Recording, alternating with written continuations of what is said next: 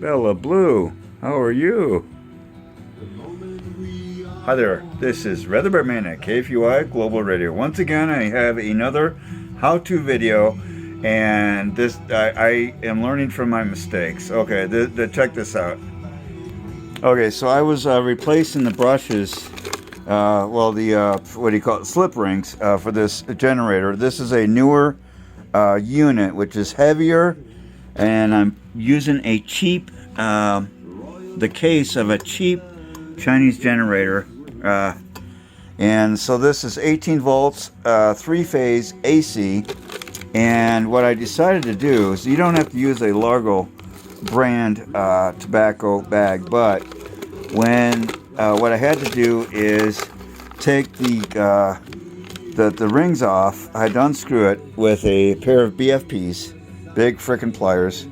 Hold this and then unscrew it, and it comes out. But when I put it back in, the brushes were catching. So what I did is I put a piece of plastic, a bag, on the brushes so that I can slide the piece as I screw it in. It would not break the brushes, because there's nothing worse than having a new set of brushes, like 50 bucks, and then ruining them. So here you go.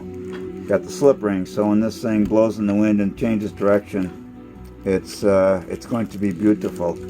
So we got the 3-phase, because the original brushes that were in there only had 2 connectors for DC, very cheap. I only got a half amp at 51 volt, not even half amp, it's an 1/8 amp at 51 volts. So there you go. So then I'm going to have this bigger motor, and very high powerful, very high powered. It's going to kick butt, man. And I got some propellers, a propeller, proper plastic thing from the old generator I'm going to put on this, and hopefully it'll be big enough to catch, because this thing is, it's got some resistance as it sits. So I'm going to do this video over. No, I'm not actually.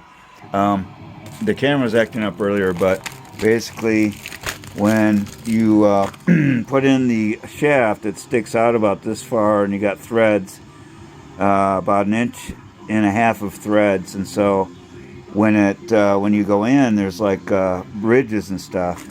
So when you put this, around it, it'll slide across the brushes without damaging any brushes. And my new kitten is learning how to do this stuff. Her name is Bella. Bye.